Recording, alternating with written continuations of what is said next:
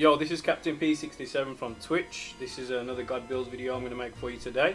The last one I made was a Lance video, and already it's become very popular, a lot of views, a lot of likes, people are enjoying the content. So without further ado, I'm going to be covering the Sword and Shield God Build video for you today. I did say I was going to cover that as well as a heavy bowgun. The heavy bowgun video is coming shortly, but I thought I'd just cover the Sword and Shield for you. I've been playing the Sword and Shield a lot lately. I'm almost on rank 200, so I spent quite a lot of time using the Sword and Shield and what works, what doesn't work. And I'm going to go through the build with you, what to use, what not to use, and just explain why I'm using what gems I'm using. Also, I'm going to discuss a kind of a bonus set to use with this kind of Sword and Shield build. And I will be covering another Sword and Shield build I've got as well, which will be kind of the Lanastra Zenashiva Blast Sword and Shield build, which is definitely, it's not as strong as this build. However, it does a lot of blast procs, which kind of does make up for the damage. And I've kind of killed Teostra with it quite well and efficiently. But I do need to do some more testing with that. But I thought I'd show you the most powerful and efficient build I've got right now, and then we'll cover that first, and then I'll go into the other builds for you. So without further ado, we'll go into the weapon itself. So the weapon I am using is the Ruinous Eradication, which again is a Nergigante weapon. I did cover that with the Lance. The reason I'm using this, and it is the best Sword and Shield to use in the whole game, is because the base attack is very high, so it's at 406 attack. We don't have any negative affinity, so it's nothing bad to deal with, so you can build a lot of crit for it, but it starts at 0. It has high dragon damage of 180, and it has high Elder Sickle as well, so it's definitely a great weapon to use as base. So you don't really need handicraft on it, which is definitely a bonus, so you're not wasting any gem slots. You don't need to use protective polish to keep it sharpened for a long while. If it does become blunt, you still have that little bit of blue sharpness, then the green to go through, but it still hits strong, it still hits and does a lot of damage in general. It's very good Sword and Shield to use. Very efficient as well, and obviously with that damage you're going to be getting, you'll be getting a lot of health procs back, obviously with the health augment. And at the moment I've only got 1 health regen on it, but I'm going to be using affinity, so I'm going to be getting some more dragon damage if I need to, or I could go with crit. I'll just double check the stats, but at the moment it does crit well, it does do a lot of damage, and it is very efficient. So we've got maximum crit eye at crit level 7, we've got attack boost at level 4, we've got windproof at level 3. Again, crit eye is definitely efficient with this new meta. You definitely need a lot of crit eye. You need max crit eye to make the new meta viable for yourself, so you're going to need a lot of crit. Attack boost is always essential to do the extra DPS. With the Sword and Shield, you're not always going to be hitting crit all the time, because you're going to be swinging at different parts of the monster. But attack is definitely a kind of a bonus to have. The reason why I've got attack 4 is you don't really want to stack too much and lose out on other slots, because if you get to attack 21 plus 5, you are going to just get 9 bonus points, whereas if you just use attack 4, you're only losing 9 points, but you get to use other things as well, which I'll explain for you in a second. But you can always go with attack 1, and I said the new meta has changed, so attack isn't really that viable at the moment. So stick with 4 at the moment, and you can take some gems out or remove some if you want to make it higher. It's totally up to you. You can change your build as much as you like, but this is a true God build after a lot of testing is done. Windproof, definitely good against Kushola Deora again, so it's definitely good to have as a bonus. Any of the monster that drops you off with wind or the pressure. Crit boost is essential to that maximum DPS or the maximum damage when you hit, and weakness exploit is definitely essential as well to go with a high crit eye build. So you'll definitely do a lot of crits, and I'll show you the damage. Slink capacity is not essential, but again, if you're using something like the Sword and Shield or you're mounting a lot, you want to drop a lot of pods or kind of damage to the monster's head to knock them out against the wall. Airborne is definitely essential, and it's been kind of buffed, so Airborne has been buffed now, which makes a big difference. So if you check out Airborne now, it was originally 10%, you're now on 30% plus, so or plus 30%, but it's definitely been buffed. It definitely comes in handy, and you'll see the difference when you're fighting as well, especially with the Sword and Shield.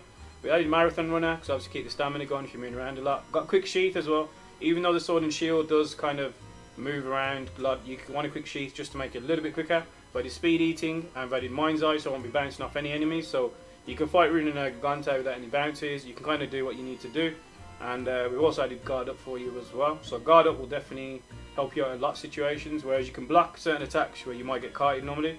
Guard Up definitely helps you out a lot. And that is a build itself. Now I'll kind of cover what kind of armor sets I've used. Now Ruinous Eradication does come with 1 gem slot, so it comes with a small gem slot as you can see, but I've put an Expert Jewel in there to make the crit guy up, so it definitely always helps out when you've got a gem slot available for a weapon. Now what I've used for this first part is, I've used Silver Soul Helm Beta, so we'll just go over here for you, so you can just see it. Change this around. So over here we have Silver Soul Hound Beta. I've added Expert Dual 4, Shield Dual 2. I've added Silver Soul Male Beta, so I've got in there, I've got Flight Expert Dual 4, and it's got Crit Eye in there as well. We've got the Silver Soul Braces Beta, so I've got Speed Eating, Crit Eye, and we've got a Mind's Eye gem in there also. I've got Silver Soul Coil, so we've got Quick Sheath, Attack Boost, and that's Silver Soul Coil Beta, and the Sheath Attack Dual 4. We've got Attack Dual 1 in there as well. And then we've got the Gruger Greaves Beta, which has got Sprinter, Attack Dual 4, Attack Dual 1, and Tenderize in there also. And that will basically get you all the stats and specifics I've got right here. So that will give you max Crit Eye, like I said, Attack Boost 4, Windproof 3, Crit Boost, Weakness Exploit, Sling Capacity, Airborne, Marathon Runner, Quick Sheath, Speed Eating, Mind's Eye, and Guard Up. So instead of having a sport build, I did say I was going to cover a DPS build for you. I have got the Exploiter Charm too, so that's what I'm using to make the Weakness Exploit go max. We have got the Impact Mantle on as well, so I've got Impact Mantle Plus, so I've got Dragon Jewel for that dragon damage with impact. I've got Sprinter Jewel to move around, you know, without losing too much stamina, as you might be running around, moving around the monsters, going for more headshots or body part attacks. And I've got 2 Dragon Gems on the Temporal Mantle. Now what I'll quickly do is I'll quickly just show you what kind of damage numbers it shows without any kind of buffs added.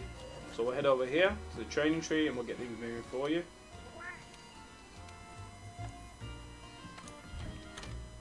And you'll see some of the numbers that show up on the tree, and anything that comes with the spark is kind of a crit hit, and you'll see a little star notification by the damage numbers. So it is a very strong sword and shield. Instead of going for sport like everybody else does, I wanted to make a high DPS kind of build, and I've definitely found it more efficient. I'm more of an aggressive player, it suits my playstyle. So you can adjust these gems accordingly. So if you're more of a sport player, you can swap a few out for less DPS but more sport build. But you'll see when the numbers come up what kind of damage you'll be doing. So if on a regular guard, you're seeing 76, 50, 47, and these will be classed as crit hits. And I'm going to go specifics of the build as well. And there's a reason why I've got all this set on for you. And I'll go into that in a second. So again, 76, 76. I've seen numbers upwards of 150 when I've hit on certain crit on a certain monster as well. So I mean, there's 197 for you. So if it does crit, you can definitely see a lot of numbers coming up. It's very strong.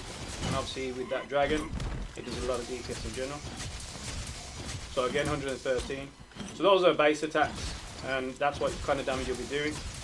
And that's the sword and shield for you. Now, one thing I didn't cover very quickly for you is, if you've noticed, I've got silver, silver, silver, silver, and Gruger Greaves. So 4 parts of the silver, that'll be the silver Rathalos set.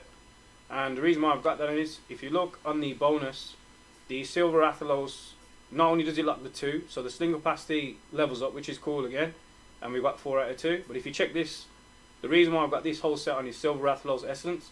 So it greatly increases elemental damage for fire, water, thunder, ice, and dragon when landing critical hits. Now what I mentioned is, this doesn't always hit critical hits all the time, and that's why I got 4 base attacks. So if you're not hitting crits all the time, you still will be doing good base damage because it has very good DPS and very good base attack. But if you are critting, as you can see, the numbers will go anything up to 100 plus when you hit. And I've knocked over Garuga twice in a row with 2 stun KOs. I hit him 4 times in the head with a shield, knocked him over. I done it on Kushula Diora earlier today. So with this kind of high base damage and high crits and high Silver Rathalos Essence, the extra damage definitely helps you out a lot. But that's the reason why I got that build on there for you for today. So if you've got any questions, let me know. Make sure you post in the video. If you've got any suggestions for me to cover next, let me know. I'll cover that for you as well. But we did just cover the Lance. I've actually got a new Lance to cover for you as well. A new God build video for the Lance I'm going to be covering. And also, if there's anything else you want me to cover, let me know. And I'm going to be doing a heavy bowgun build for you. So make sure you support the channel. Make sure you follow the channel. Some of the donation links will be in the description below for you. And if you need anything else, let me know. But make sure you support my content. It's CaptainP67 on Twitch. So make sure you support everything I do. And I'll catch you in the next one. Peace out.